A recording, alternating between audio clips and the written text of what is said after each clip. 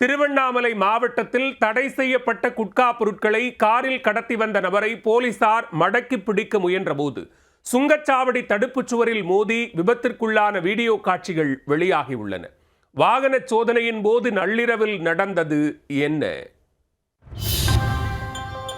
திருவண்ணாமலை மாவட்டம் செங்கம் உட்கோட்டம் கரியமங்கலம் சுங்கச்சாவடி அருகே கடந்த 17ஆம் தேதி அதிகாலை 2 மணி அளவில் போலீசார் தீவிர வாகன தணிக்கையில் ஈடுபட்டிருந்தனர்.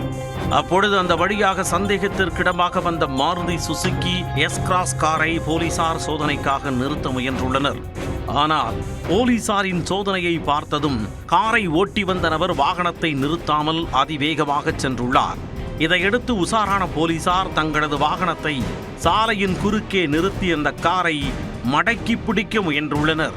அப்பொழுது போலீசாரின் வாகனத்தில் மோதாமல் தப்பிக்க முயன்ற ஓட்டுநர் காரை திடீரென திருப்பியிருக்கிறார். போலீசாருக்கு டிமிக்கி கொடுத்து தப்பிச் செல்ல முயன்ற கார் கட்டுப்பாட்டை இழந்து சுங்கச்சாவடியின் தடுப்புச் சுவரில் பலமாக மோதி நின்றது. சிசிடிவி கேமராவில் இந்த காட்சிகள் அனைத்தும் பதிவாகியுள்ளது. கார் விபத்திற்குள்ளாகி மேற்கொண்டு செல்ல முடியாத நிலையில் அதனை அங்கேயே விட்டுவிட்டு தலைதெறிக்க தப்பி ஓடி உள்ளார் கார் டிரைவர்.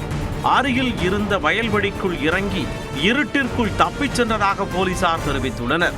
இதையடுத்து போலீசார் காரை சோதனையிட்ட பொழுது தடை செய்யப்பட்ட சுமார் 500 கிலோ எடை உள்ள குட்கா பொருட்கள் 28 மூட்டைகளில் பதுக்கி வைக்கப்பட்டிருந்தது தெரிய வந்தது. அந்த குட்கா மூட்டைகளை போலீசார் பறிமுதல் செய்தனர்.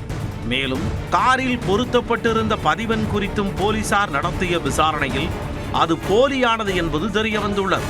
இதையடுத்து குட்கா மூட்டைகள் மற்றும் போலி பதிவெண் பொருத்தப்பட்ட காரை போலீசார் செங்கம் காவல் நிலையத்தில் ஒப்படைத்து வழக்கு பதிவு செய்துள்ளனர்.